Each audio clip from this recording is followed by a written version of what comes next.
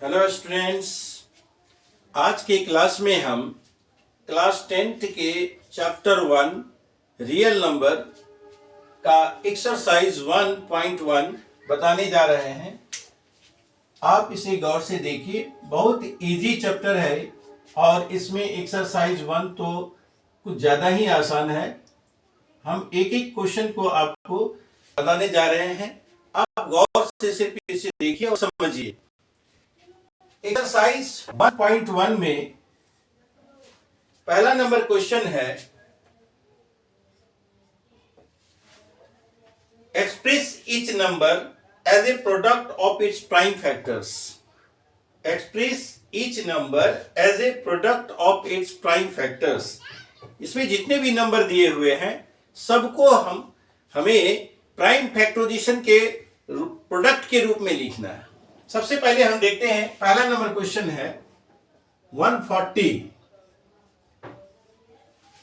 अब 140 को हम किस प्रकार प्राइम फैक्टर्स में इसको बांटेंगे, तो सबसे पहले देखिए कि 140 को हम पहला प्राइम नंबर 2 से डिवाइड करते हैं 70, फिर 2 से करते हैं 35 टाइम्स में ये डिवाइड हो जाता है, 5 7 जा 35, यानी कि 140 यानी 140 को हम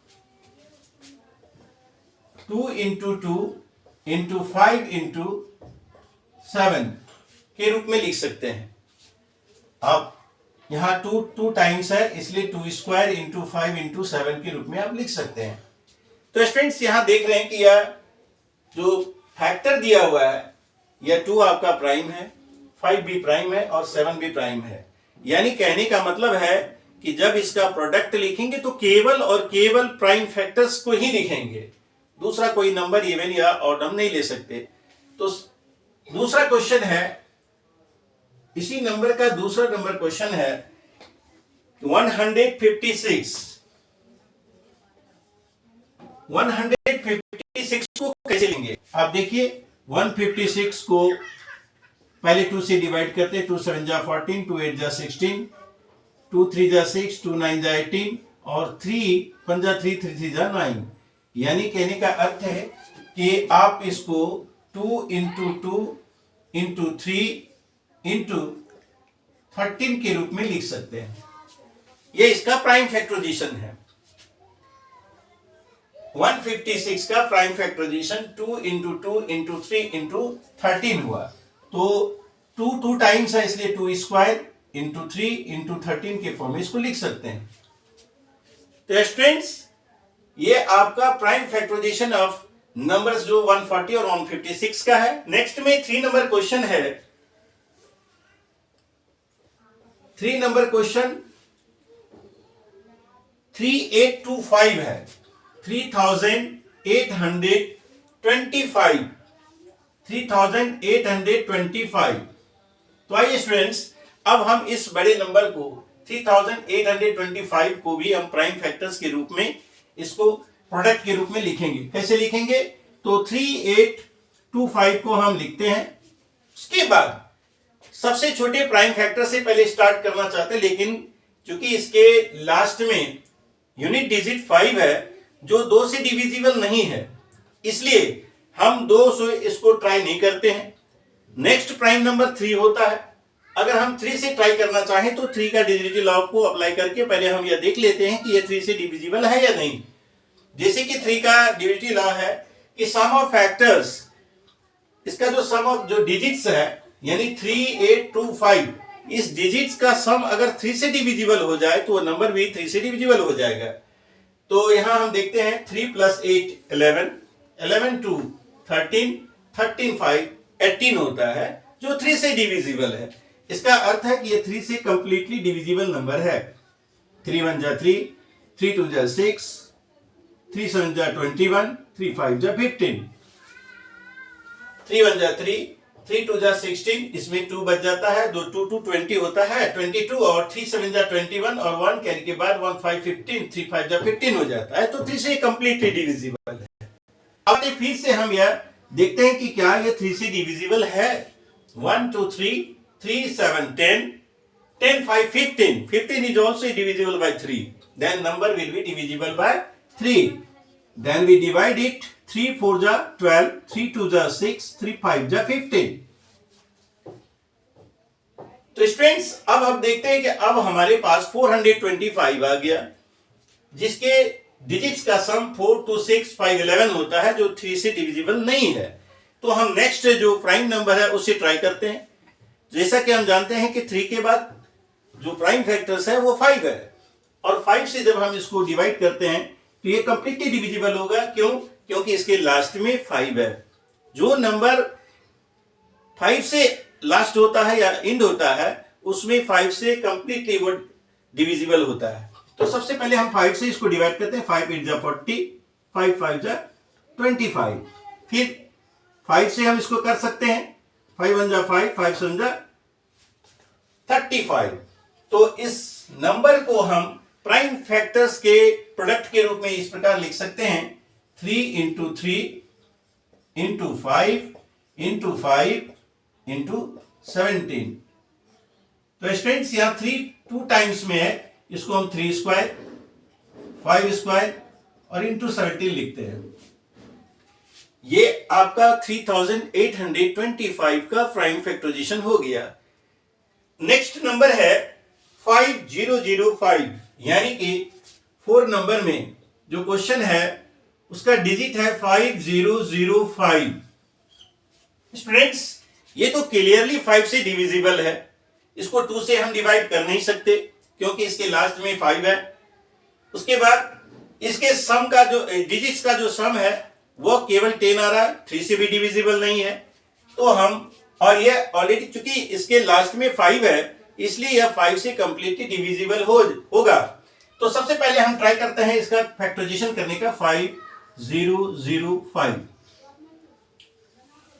तो स्टूडेंट्स 5 से इसको जब हम करते हैं तो 5 1 जा 5, 0 0 और 1 आता है, यानी कि 1001 आ गया। अब हम देखते हैं कि यह क्या 2 से 5 के बाद 7 से डिविजिबल है, नहीं होगा या होगा। तो 7 1 जा 7, इसको जब हम डिवाइड करके देखते हैं तो 7001 को जब हम डिवाइड करना शुरू करते हैं तो 7 1 जा 7, 3 0 7 4 जा 28, और क्लियरली ये डिविजिबल है। तो इस प्रकार हम 7 से लगाकर देखते हैं, 7 1 जा 7। अब 10 से 7 जब निकाल लेते हैं तो 3 बचता है, और 3 0 30, 7 4 जा 28 होता है। उसके बाद 30 से 28 जब हम निकालते हैं तो 2 बचता है, 2 पर 1 है 21, तो 7 3 जा 21, यानी 1001 is completely divisible by 7 in 143 times। And फिर से इसको हम अब ये देखते हैं क्या 7 से फिर ये डिविजिबल है, 7 2 जा 14 तो होता है, लेकिन 3 से डिविजिबल नहीं होगा, यानी कि 7 से ये डिविजिबल नहीं है। तो स्टूडेंट्स हम दूसरे नंबर से ट्राई करते हैं कि 5 7 के बाद ये किससे डिविजिबल है। तो हम देखते हैं कि 11 से अगर हम इसको डिवाइड करते हैं तो 11 1 जा 11, 11 3 जा 13 होता है, 33 होता है, 11 3 जा 30, सॉरी 11 3 जा 33, यानी कहने का अर्थ है कि जब 5005 को हम 5 into 7 into 11 into 13 के रूप में लिख सकते हैं। तो स्टूडेंट्स ये बात ध्यान रखना है कि जब हम प्राइम फैक्टराइजेशन कर रहे हो तो केवल और केवल प्राइम नंबर से ही उसको डिवाइड करते हुए देखना है, किसी भी इवन ऑड का उपयोग हमें नहीं करना है। और यहां हम देख रहे हैं कि 5 भी प्राइम है, 7 भी प्राइम है, 11 भी प्राइम है और 13 भी प्राइम नंबर है। तो इस प्रकार इस नंबर का भी प्राइम फैक्टराइजेशन हो गया। अब नेक्स्ट नंबर एक जो इस एक नंबर क्वेश्चन में है वह है 7429। 5 नंबर में 7429। अब इसका हम प्राइम फैक्टराइजेशन देखते हैं स्टूडेंट्स कि हम कैसे कर सकते हैं। 7429, अब इसको डिवाइड करने के लिए हम यह देखेंगे कि ये नंबर कैसे डिविजिबल हो सकता है, किस किस नंबर से डिविजिबल हो सकता है। तो हम ट्राई करेंगे। 7429, तो तो स्टूडेंट्स सबसे पहले तो यह हम देखते हैं कि ये 2 से डिविजिबल है ही नहीं, क्योंकि इसका लास्ट का डिजिट 9 है। 3 से भी यह नहीं हो पाएगा। 7 4 11 2 13, 13 और 9 22 होता है, जो 3 से डिविजिबल नहीं है। फिर हम ट्राई करते हैं कि नेक्स्ट नंबर जो प्राइम नंबर है वो 5, वो भी अगर डिविजिबल नहीं होगा स्टूडेंट्स, क्योंकि इसके लास्ट में 9 है। क्योंकि कोई भी नंबर 5 से तभी डिविजिबल होता है जब उसके लास्ट में 0 और 5 होता है, तो ये 5 से भी डिविजिबल नहीं है। फिर हम 7 से ट्राई करते हैं, तो 7 से भी ट्राई करने के बाद हम देखते हैं कि ये डिविजिबल है, तो 7 1 7, फिर 0 और 6 42 होता है, लेकिन ये 9 डिविजिबल नहीं है, यानी 7 से भी नहीं होगा। फिर 9 और 10 तो हो ही नहीं सकता, क्योंकि 9 जो है वो ऑड है, और 10 भी नहीं होगा। 11 से करके हम ट्राई करते हैं स्टूडेंट्स, 11 से भी शायद हो या ना हो। 11 6 66 होता है, 8 11 7 77, ये भी 11 से भी डिविजिबल नहीं है। तो फिर हम 13 15 13 के बाद 13 से ट्राई करके देखते हैं, 13 से भी नहीं हो रहा है। 13 से भी ये कंप्लीट डिविजिबल शायद नहीं होगा, क्योंकि हम 13 से करके देखते हैं। 7 4 2 9 को अगर हम डिवाइड करते हैं 5 टाइम्स 65 होता है, 91 1 और 9, 13 2 26 होता है, 13 1 13, यानी 13 से भी कंप्लीटली डिविजिबल नहीं है। तो नेक्स्ट नंबर जो हमारा प्राइम है वह है 17। 13 के बाद हम 17 से ट्राई करते हैं, तो 17 से जब ट्राई करते हैं तो देखते हैं 7 4 2 9 को क्या 17 से ये डिविजिबल है। 17 4 68 होता है, 3 टाइम्स में 5 1 1 1 और 9। तो देखते हैं स्टूडेंट कि 7 टाइम्स में यह जो है डिविजिबल हो जाता है, यानी कि 17 5 जा 85, 17 6 जा 102 होता है, और 17 7 जा वह आपका 119 होता है। तो यानी कहने का मतलब है कि 7429 जो नंबर है वो आपका 17 से डिविजिबल है। तो कितने टाइम्स में? 7 4 जा 68, फिर 7 3 जा 51, फिर ये 7 जा 60, यानी 7 टाइम्स में यह कंप्लीटली डिविजिबल हो गया 17 से। तो स्टूडेंट्स अब उसके बाद हम देखते हैं क्या फिर यह 17 से डिविजिबल हो सकता है। तो 17 2 जा 34 और 3 जा 51 होता है, जो कि कंप्लीटली डिविजिबल नहीं है, यानी 4 3 7 को भी हम ट्राई कर लेते हैं 17 से। 17 2 जा 34 कंप्लीटली डिविजिबल नहीं है स्टूडेंट्स। तो उसके बाद नेक्स्ट जो नंबर हमारा प्राइम होता है वो होता है 19। अब 19 से इसको हम ट्राई करके देखते हैं क्या 19 से ये कंप्लीटली डिविजिबल है। तो 4 3 7 को जब हम 19 से डिवाइड करते हैं तो 19 2 जा 38 और 19 3 जा 57। तो स्टूडेंट्स ये हो गया। अब हम ये देख लिए कि ये आपका 19 से 23 टाइम्स में ये कंप्लीटली डिविजिबल हो जाता है, जो 23 भी एक प्राइम नंबर है। तो स्टूडेंट्स इस तरह से हम इसका प्राइम फैक्टराइजेशन निकाल सकते हैं 17 इंटू 19 इंटू 23।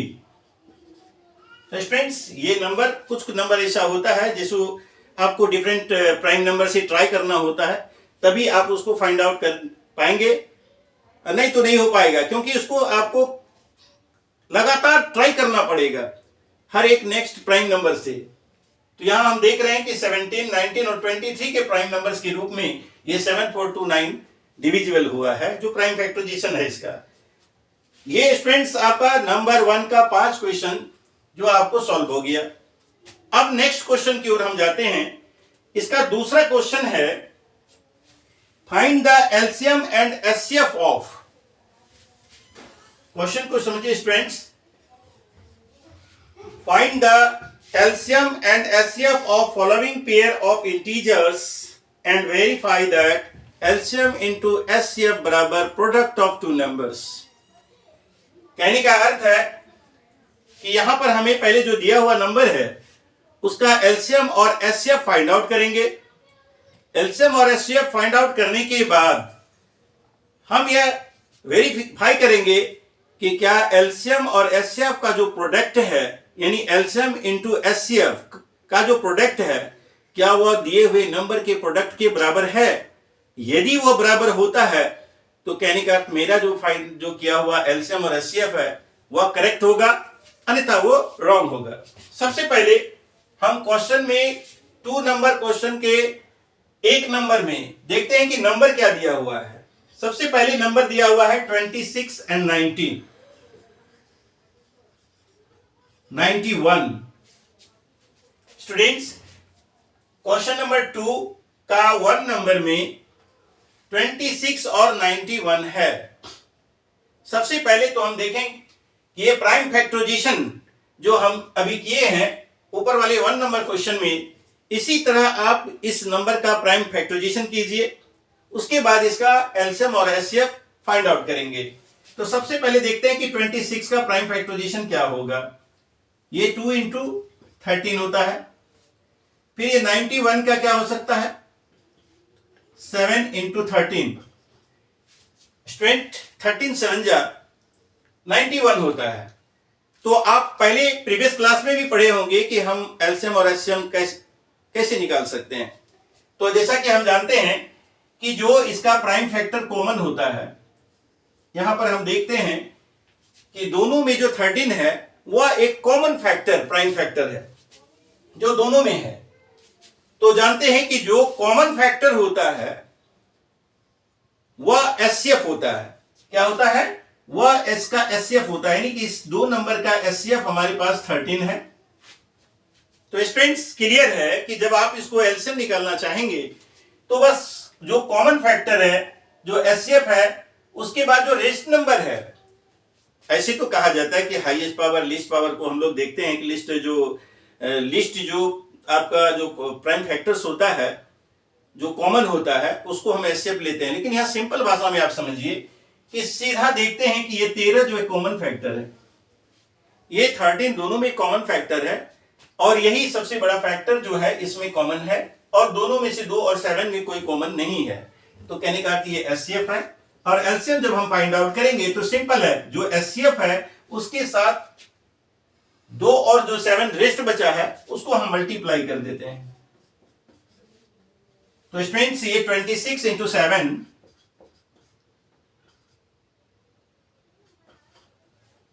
182, यानी कि इसका एलसीएम 182 आ गया। तो स्टूडेंट्स अब हम क्या करेंगे, सबसे पहले यहां पर एचसीएफ और एलसीएम हमने फाइंड आउट कर लिया। अब हमको ये वेरिफिकेशन करना है। कैसे वेरीफाई करेंगे, तो पहले हम देखते हैं वेरिफिकेशन लिखा हमने। फिर कैसे हम वेरिफिकेशन करेंगे यह देखते हैं कि सबसे पहले हम फाइंड आउट करते हैं product of LCM and HCF. Product of LCM and HCF क्या होता है। सबसे पहले हम देखेंगे यानी कि एलसीएम इंटू एचसीएफ, कह सकते हैं कि एलसीएम इंटू एचसीएफ हुआ। तो हमारे पास जो एलसीएम था वह एलसीएम कितना है 182, और इसका एचसीएफ हमारे पास जो है वो 13 है। जब दोनों को मल्टीप्लाई करते हैं तो स्टूडेंट्स हमें क्या प्राप्त होता है, 13 टू 26, कैरी हमारे पास कैरी और कितना है 2 है, 13 8 जा 104 होता है, और 2 106 हो गया, और उसके बाद हमारे पास 10 है। 13 और 10 कितना होता है स्टूडेंट्स 2 3 कितना आया स्टूडेंट्स, जो प्रोडक्ट है हमारा वह प्रोडक्ट आता है 4 3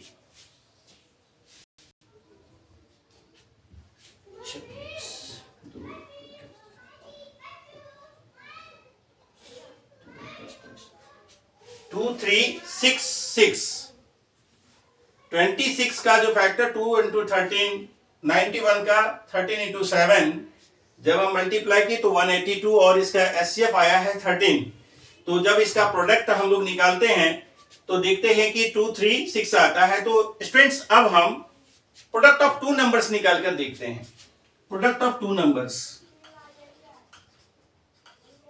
प्रोडक्ट ऑफ 2 नंबर्स यानी कहने का मतलब जो नंबर हमारे पास दिया हुआ था 26 and 91, तो स्टूडेंट्स इसको हम मल्टीप्लाई करके देखते हैं क्या होता है। 6 1 जा 6, 54, 2 1 जा 2, 2 9 जा 18, 6 6 2 3, यानी स्टूडेंट्स इसका भी प्रोडक्ट जो है आपका 2 3 6 6 ही आ रहा है। यानी कि वेरिफिकेशन जो हमने किया, देखा कि प्रोडक्ट ऑफ जो एलसीएम एंड एचसीएफ है वह प्रोडक्ट ऑफ टू नंबर जो हमारा दिया हुआ उसके बराबर है। यानी कहने का मतलब है कि हमारा जो एलसीएम और एचसीएफ निकला है वह बिल्कुल सही है, करेक्ट है। तो हम कह सकते हैं hence LCM into HCF equal to product of two numbers verified. यानी कि ये जो दिया हुआ क्वेश्चन था इसको मैंने वेरीफाई कर दिया, यानी कि वेरिफिकेशन के द्वारा आपको यह स्पष्ट कर दिया कि एलसीएम इंटू एचसीएफ बराबर प्रोडक्ट ऑफ टू नंबर्स होता है। तो स्टूडेंट्स ये तो हुआ आपका क्वेश्चन नंबर 2 का 1 नंबर। इसमें इस 2 नंबर में आपको 3 क्वेश्चंस हैं, जिसमें से 510 और 92 दूसरे नंबर में है। अगर आप नोट करना चाहें तो इसको नोट भी कर सकते हैं या स्क्रीनशॉट लेकर अब इसको बना सकते हैं। तो अब हम आते हैं क्वेश्चन नंबर 2 के 2 में, जो इस प्रकार है। देखिए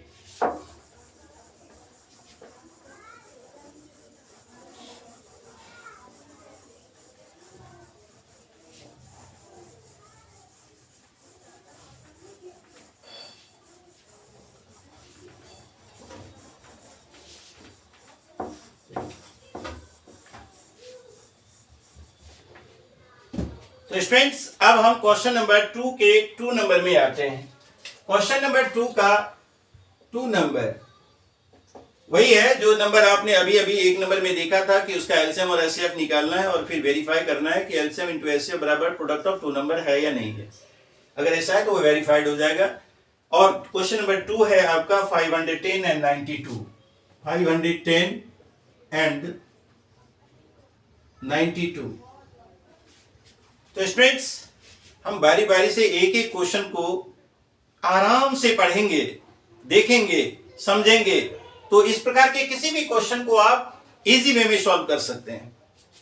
तो आइए हम बिल्कुल सरल तरीके से इसे भी हम उसी तरह प्राइम फैक्टराइजेशन से इसको सॉल्व करते हैं। सबसे पहले हम 510 का प्राइम फैक्टराइजेशन करते हैं। 2 2 जा 4, 2 5 जा 10, 2 5 जा 10। तो स्टूडेंट्स ये अब 2 से डिविजिबल नहीं होगा, 3 से हो सकता है, क्योंकि 2 + 5 7 + 5 12। स्टूडेंट्स अगर आप डिजिटी लॉ आप याद रखते हैं तो किसी भी नंबर को डिवाइड करने में आपको बिल्कुल ही मुश्किल नहीं होगा। आप अगर इस डिजिटी लॉ को हमेशा याद रखते हैं तो आप 2 से लेकर 2 3 5 7 6 सबका डिजिटी लॉ याद रखें और आराम से आप किसी भी नंबर से बड़े नंबर का प्राइम फैक्टराइजेशन कर सकते हैं। तो यहां पर हम देखते हैं 255 है, तो 3 8 जा 24 होता है और 3 5 जा 15। अब ये क्लियर है कि 8 और 5 का जो सम है वो 13 है। It is not divisible by 3, ये 3 से अब डिविजिबल नहीं है। अब ये इसके लास्ट में 5 है तो क्लियरली है कि यह 5 से डिविजिबल होगा। Then now 85 is divisible by 5 in 17 times. Now 17 is also a prime number. So prime factorization of 510 is complete. And we can express it as 2 into 3 into 5 into 17. Now students, 510 can be expressed as 2 into 3 into 5 into 17.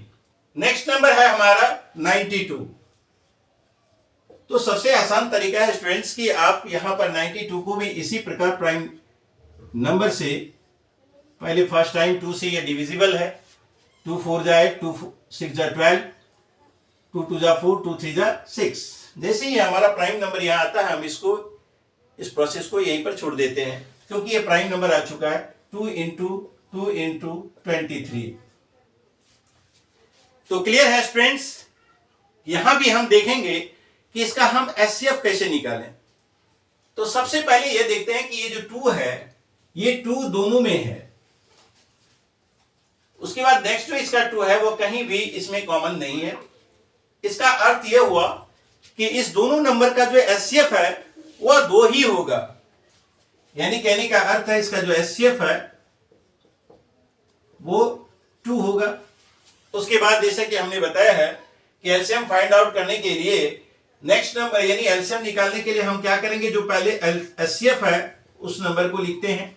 उसके बाद जो rest number बचा हुआ है, जो भी यहां पर बचा हुआ है उसको मल्टीप्लाई कर देते हैं। 2 इंटू 3 इंटू 5 इंटू 17 इंटू 23 और स्टूडेंट्स इसका ये एलसीएम हो जाएगा। आप इसको मल्टीप्लाई कीजिए और देखिए 2 2 जा 4 3 जा 12 5 जा 60 60 इंटू 17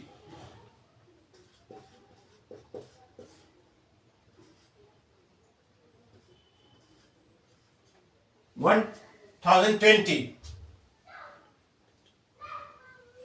और उसके बाद इसको 23 से मल्टीप्लाई करते हैं। 3 इंटू 0 0 3 2 जा 6 0 3 0 2 2 जा 4 0 2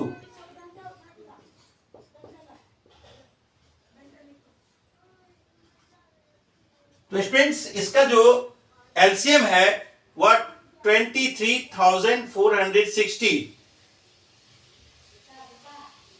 एक कॉमन 2, फिर ये 2 2 2 जा 4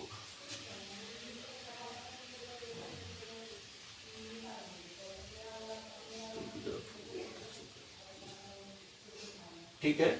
अब यहां पर हम देखते हैं स्टूडेंट्स कि इसका जो एलसीएम आ रहा है वह एलसीएम आ रहा है आपका 23460। कंफर्म हो लिए हम कि इसका एलसीएम जो है आपका 23460 आएगा और एचसीएफ भी हमारे पास आ चुका है। तो पहले हम ये ट्राई करते हैं कि इसका जो प्रोडक्ट है एलसीएम और एचसीएफ का वो क्या होता है। LCM into HCF, product of LCM verification,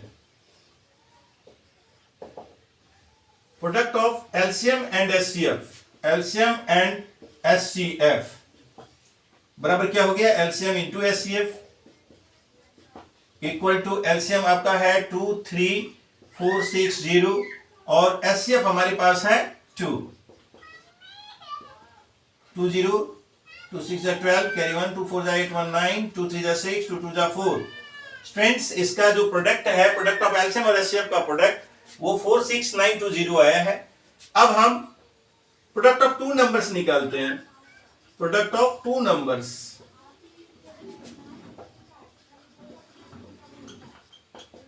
हमारे पास जो नंबर है वो स्टूडेंट्स वो है 510 एंड 92। बस अब इसको हम मल्टीप्लाई करके देखते हैं। 5 1 और 9 2 2 1 जा 2 2 5 जा 10 9 1 जा 9 9 5 जा 45 2 9 6 4 और ये 0 लगा देंगे फ्रेंड्स। ये आ गया 46920 which is equal to product of LCM and HCF. तो यहां भी स्टूडेंट्स हम देखते हैं कि जो हमारा प्रोडक्ट ऑफ एलसीएम और एचसीएफ है वह प्रोडक्ट ऑफ 2 नंबर के बराबर है। तो यह इस प्रकार यह वेरीफाइड हो गया। तो हम लिखते हैं हेंस एलसीएम इंटू एचसीएफ बराबर product of number verified, product of 2 numbers product of 2 numbers verified हो जाता है।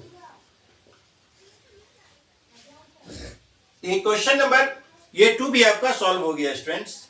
अब इसमें एक क्वेश्चन जो बहुत ही ज्यादा आसान है 336 और 54, जो आप स्वयं इसको सॉल्व करने का प्रयास करेंगे तो ज्यादा बेहतर होगा। आप इसको सॉल्व कीजिए, इसी वे से सॉल्व करेंगे और आपका ये आंसर इजी वे में आ जाएगा। तो स्टूडेंट्स इसके बचे हुए क्वेश्चन के लिए हम नेक्स्ट वीडियो में मिलते हैं। धन्यवाद।